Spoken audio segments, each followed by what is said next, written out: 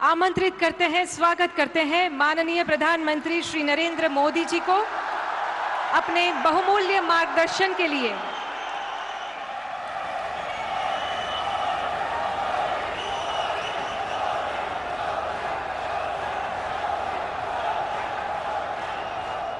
भारत माता की, भारत माता की। मंच पर विराजमान श्रीमान प्रफुल्ल पटेल, सांसद श्री विनोद सोनकर, सांसद बहन कलाबेन, जिला परिषद के अध्यक्षा निशा भवर जी, भाई राकेश सिंह चौहान जी, मेडिकल जगत के साथियों, अन्य महानुभाव और विशाल संख्या में पधारे हुए मेरे प्यारे भाइयों और बहनों, केम छो बधा? सुखमा, संतोषमा, आनंदमा, प्रगतिमा, विकासमा। वाह, मैं जब भी यहां आता हूं मन आनंद से भर जाता है। दमन, दीव, दादरा और नगर हवेली की विकास यात्रा को देखना भी मेरे लिए बहुत ही सुखद होता है। और अभी जो वीडियो देखी, कोई कल्पना नहीं कर सकता है कि इतने से छोटे क्षेत्र में चहुं दिशा में आधुनिक और तेज गति से विकास कैसा होता है, वो वीडियो में हमने बुरी भांति देखा है। साथियों, इस क्षेत्र की एक बड़ी विशेषता, अब हमारा सिलवासा पहले वाला नहीं है। ये हमारा सिलवासा अब कॉस्मोपॉलिटन हो गया है। हिंदुस्तान का कोई कोना ऐसा नहीं होगा जिसके लोग सिलवासा में न रहते हो। आपको अपनी जड़ों से प्यार है, लेकिन आधुनिकता को भी उतना ही अपनत्व देते हैं। इस केंद्र शासित प्रदेश की इस खूबी को देखते हुए केंद्र सरकार अलग अलग स्तरों पर तेजी से काम कर रही है।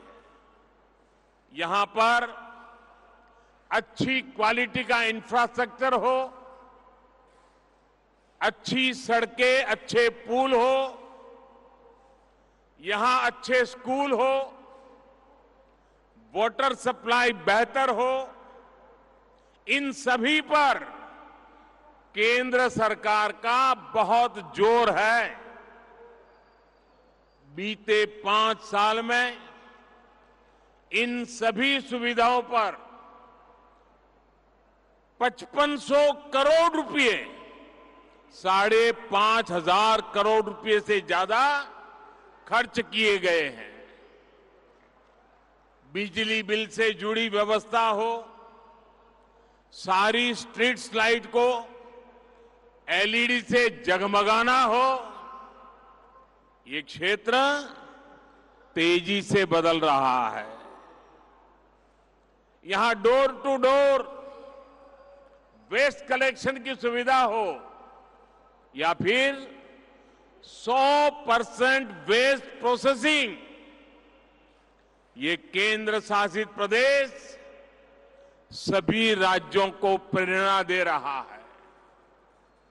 यहां जो नई इंडस्ट्रियल पॉलिसी लाई गई है, वो भी यहां औद्योगिक विकास बढ़ाने में, रोजगार के नए मौके बनाने में मददगार साबित हो रही है। आज एक बार फिर मुझे लगभग नए 5,000 करोड़ रुपए के प्रोजेक्ट का शुभारंभ करने का अवसर मिला है। ये project health, housing, tourism, education और अर्बन डेवलपमेंट से जुड़े हैं। इससे ईज ऑफ लिविंग बढ़ेगी, इससे ईज ऑफ टूरिज्म बढ़ेगा, इससे ईज ऑफ ट्रांसपोर्टेशन बढ़ेगा और इससे ईज ऑफ बिजनेस भी बढ़ेगा। साथियों, आज मुझे एक और बात की बहुत खुशी है। आज जिन प्रोजेक्ट्स का लोकार्पण हुआ है, उनमें से कई का शिलान्यास करने का सौभाग्य आप सबने मुझे ही दिया था। लंबे समय तक हमारे देश में सरकारी प्रोजेक्ट्स सालों साल तक लटकते थे, अटकते थे, भटकते थे। कई बार तो शिलान्यास के पत्थर भी पुराने होकर के गिर जाते थे, लेकिन प्रोजेक्ट पूरे नहीं होते थे। लेकिन पिछले 9 वर्षों में हमने देश में एक नई कार्यशैली विकसित की है, नया वर्क कल्चर लाए हैं। अब जिस कार्य की नींव रखी जाती है, उसे तेजी से पूरा करने का भी भरसक प्रयास किया जाता है। एक काम पूरा करते ही हम दूसरा काम शुरू कर देते हैं। सिलवासा का एक कार्यक्रम इसका प्रत्यक्ष प्रमाण है। इसके लिए मैं आप सभी को बहुत बहुत बधाई देता हूं। साथियों, केंद्र की भाजपा सरकार सबका साथ, सबका विकास, सबका विश्वास और सबका प्रयास के मंत्र पर चल रही है। देश के हर क्षेत्र का विकास हो, देश के हर क्षेत्र का संतुलित विकास हो, इस पर हमारा बहुत जोर है। लेकिन देश का ये भी दुर्भाग्य रहा है कि अनेक दशकों तक विकास को राजनीति के वोट बैंक के तराजू पर ही तोला गया। योजनाओं की, प्रोजेक्ट्स की घोषणाएं देखकर तो बहुत कुछ होती थी, लेकिन कैसे होती थी, कहां से कितना वोट मिलेगा, किस वर्ग को खुश करने से वोट मिलेगा, जिनकी पहुंच नहीं थी, जिनकी आवाज कमजोर थी, वो अभाव में रहे, विकास यात्रा में पीछे छूटते गए। यही कारण है कि हमारे आदिवासी क्षेत्र, हमारे सीमावर्ती क्षेत्र विकास से वंचित रह गए।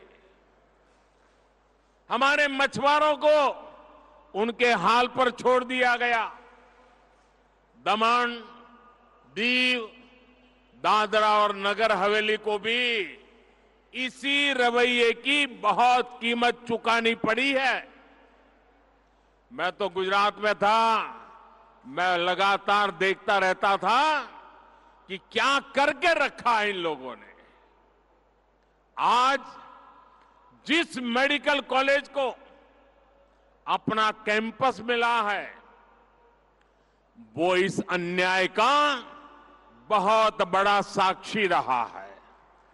आप सोचिए साथियों, आजादी के दशक बीत गए, लेकिन दमन, दीव, दादरा और नगर हवेली में एक मेडिकल कॉलेज नहीं बना था। यहां के इन्हें गिने कुछ युवाओं को किसी तरह डॉक्टर की पढ़ाई का अवसर मिल पाता था, वो भी दूसरी जगह पे। इसमें भी आदिवासी परिवारों के बेटे बेटियों की भागीदारी तो बिल्कुल ना के बराबर थी।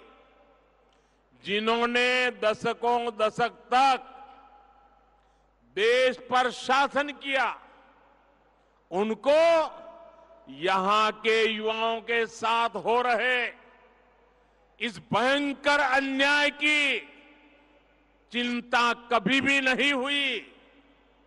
वो समझते थे इस छोटे से केंद्र शासित प्रदेश का विकास करके उन्हें कुछ हासिल नहीं होगा। वो आपके इस आशीर्वाद का मूल्य कभी समझ ही नहीं पाए। 2014 में जब आपने हमें सेवा का अवसर दिया तो हमने आपकी सेवा की भावना से काम करना शुरू किया, समर्पण भाव से काम करना शुरू किया। इसी का परिणाम है कि दमन, दीव, दादरा और नगर हवेली को अपना पहला नेशनल एकेडमिक मेडिकल ऑर्गेनाइजेशन नमो मेडिकल कॉलेज मिला।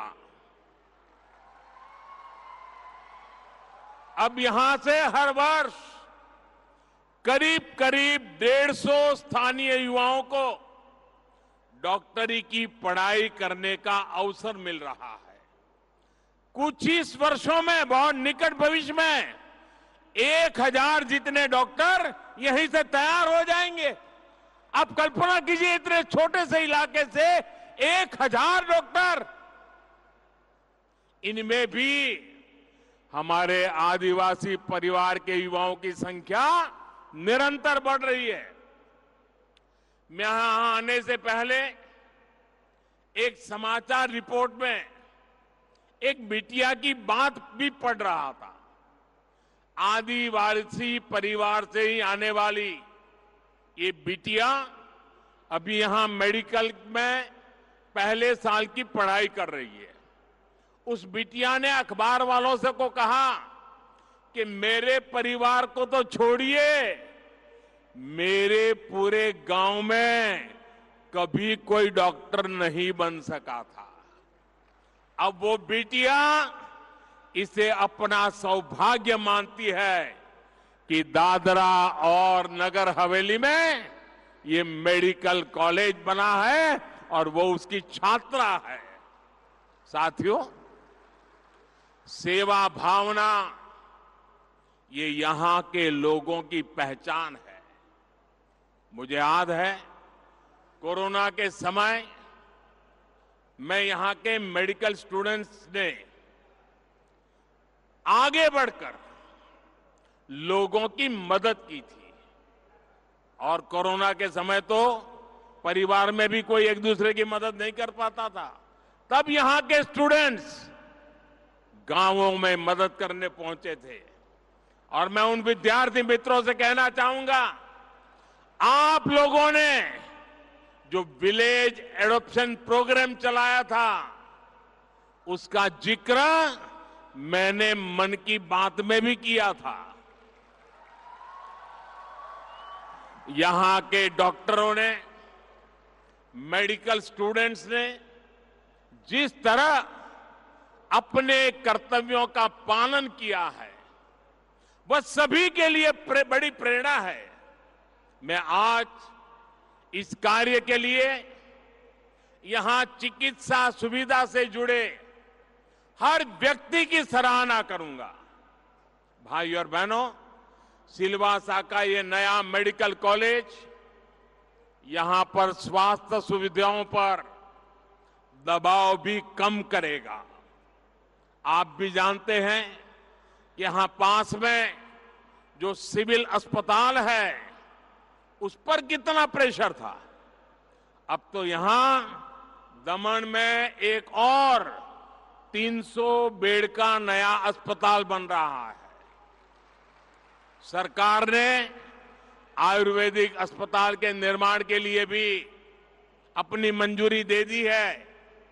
यानी आने वाले समय में सिलवासा और ये पूरा क्षेत्र स्वास्थ्य सुविधाओं को लेकर बहुत मजबूत होने वाला है।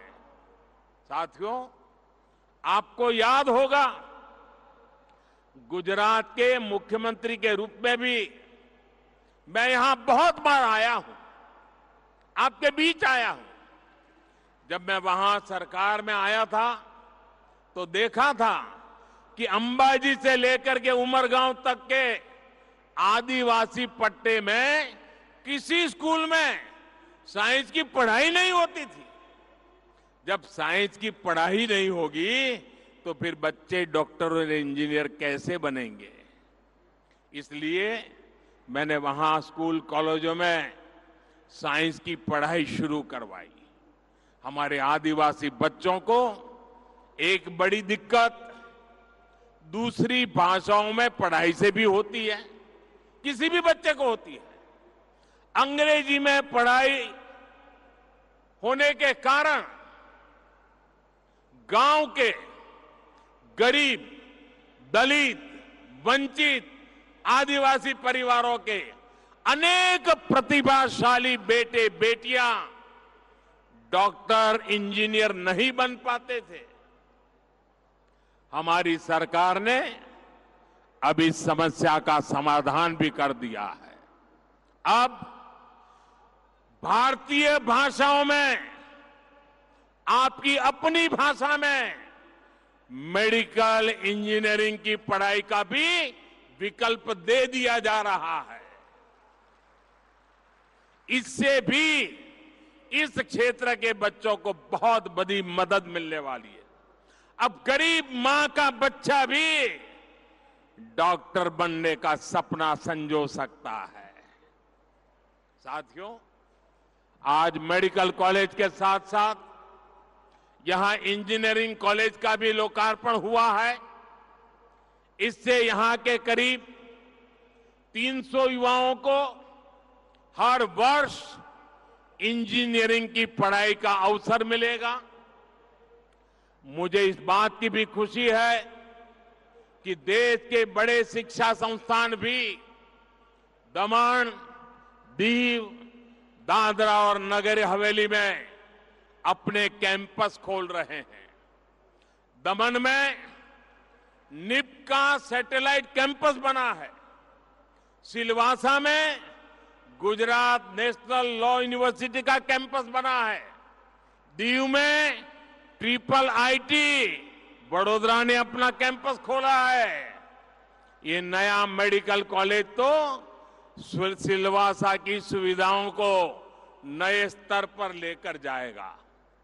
मैं इस क्षेत्र के हर विद्यार्थी को ये भरोसा देता हूं कि उनके उज्जवल भविष्य के लिए हमारी सरकार कोई कोर कसर बाकी नहीं छोड़ेगी।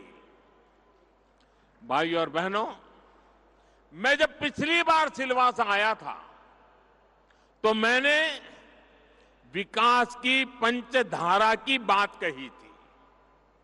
विकास की पंचधारा यानी बच्चों की पढ़ाई, युवाओं को कमाई, बुजुर्गों को दवाई, किसानों को सिंचाई और जन जन की सुनवाई। आज मैं इसमें एक और धारा जोड़ूंगा और ये है महिलाओं को खुद के घर की ढेर सारी बधाई। हमारी सरकार ने बीते वर्षों में देश के 3 करोड़ से अधिक गरीब परिवारों को पक्का घर बनाकर दिया है।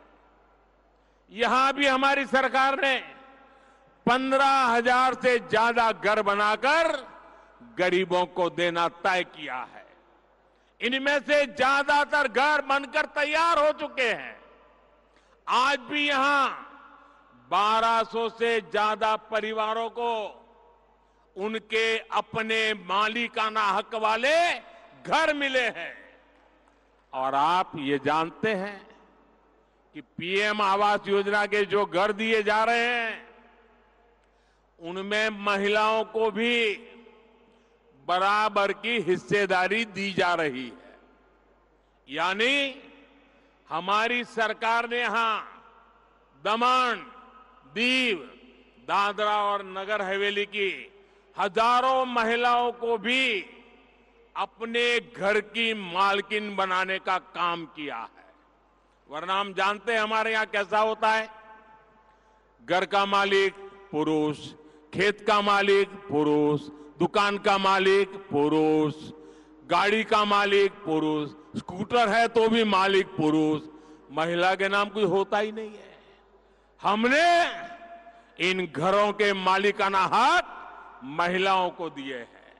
और आप ये भी जानते हैं कि पीएम आवास योजना के तहत बना एक एक घर की कीमत कई लाख रुपए होती है। इसलिए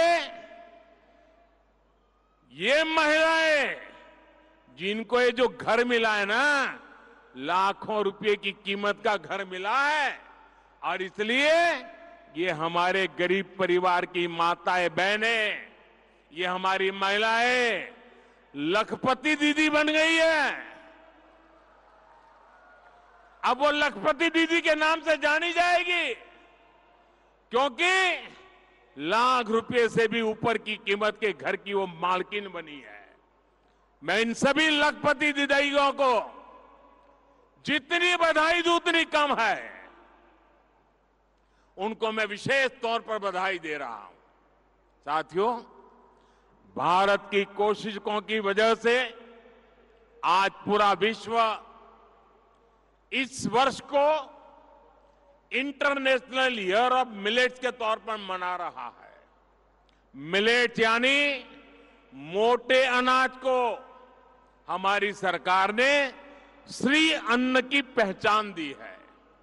यहां के किसान रागी, या यहां की भाषा में कहे तो नागली या नचनी जैसे जिन मिलेट्स की पैदावार करते हैं उन्हें भी हमारी सरकार बढ़ावा दे रही है। आज रागी से बना आटा हो, रागी से बनी कुकीज हो, रागी से बनी इडली हो, लड्डू हो, इनकी सबकी खपत बढ़ रही है और किसानों को भी फायदा हो रहा है। मैं अक्सर मन की बात कार्यक्रम में इसका जिक्र करता हूं और आप तो जानते ही हैं, अब तो मन की बात का अगले रविवार को सेंचुरी होने वाला है, 100वां एपिसोड। भारत के लोगों के प्रयासों को सामने लाने का, भारत की विशेषताओं को उनका गौरवगान करने का मन की बात बहुत अच्छा मंच बना है। आपकी तरफ मुझे भी 100वें एपिसोड का बहुत इंतजार है, रविवार का इंतजार है। साथियों, बढ़ती हुई इन सुविधाओं के बीच दमन, दीव, दादरा और नगर हवेली को भारत में कोस्टल टूरिज्म के वाइब्रेंट स्पॉट के रूप में भी देखा रहा है। दमन, दीव, दादरा, नगर हवेली के पास देश के महत्वपूर्ण टूरिस्ट डेस्टिनेशन के रूप में उभरने का सामर्थ्य है। आज जब भारत को हम दुनिया का सबसे आकर्षक टूरिज्म डेस्टिनेशन बनाने पर काम कर रहे हैं, तब यहां का महत्व और बढ़ गया है। दमन में राम सेतु और नानी दमन मरीन ओवरव्यू नमोपथ नाम से जो 2 सी फ्रंट्स बने हैं, वो भी यहां टूरिज्म को विस्तार देने में अहम भूमिका निभाएंगे। वीकेंड में जो टूरिस्ट यहां आते हैं, उनका तो ये फेवरेट स्पॉट बनने जा रहा है। मुझे बताया गया है कि पर्यटकों की सुविधा के लिए बीच एरियाज में नए टेंट सिटी भी बनाए जा रहे हैं। थोड़ी देर बाद मैं खुद नानी दमन मरीन ओवरव्यू नमो पथ को देखने जाने वाला हूं। ये सी फ्रंट निश्चित रूप से देश दुनिया के पर्यटकों को आकर्षित करेगा। इसके साथ ही Khanvel river front, Dudhni jetty, eco resort का निर्माण, ये सब भी यहां टूरिज्म को बढ़ावा देंगे। कोस्टल प्रोमेनेड, बीच डेवलपमेंट के प्रोजेक्ट भी जब पूरे हो जाएंगे तो यहां का आकर्षण और बढ़ जाएगा और इन सब से यहां रोजगार के नए मौके बनेंगे, स्वरोजगार के मौके बनेंगे। भाइयों और बहनों, आज देश में तुष्टीकरण पर नहीं बल्कि संतुष्टीकरण पर बल दिया जा रहा है। वंचितों को वरीयता, ये बीते 9 वर्ष के सुशासन की पहचान बन चुकी है। केंद्र सरकार देश के हर जरूरतमंद, हर वंचित वर्ग, वंचित क्षेत्र तक सुविधाएं पहुंचाने के लिए तेजी से काम कर रही है। जब योजनाओं का सैचुरेशन होता है, जब सरकार खुद लोगों के दरवाजे तक जाती है, तो भेदभाव खत्म होता है, भ्रष्टाचार खत्म होता है, भाई भतीजावाद खत्म होता है। मुझे खुशी है कि दमन, दीव और दादरा नगर हवेली केंद्र सरकार की अनेक योजनाओं के सैचुरेशन के बहुत निकट पहुंच गई है। आप सभी के ऐसे ही प्रयासों से समृद्धि आएगी, विकसित भारत का संकल्प सिद्ध होगा। एक बार फिर आप सभी को विकास कार्यों की बहुत बहुत बधाई। भारत माता की, भारत माता की। बहुत बहुत धन्यवाद। बहुत बहुत धन्यवाद माननीय प्रधानमंत्री जी, आपके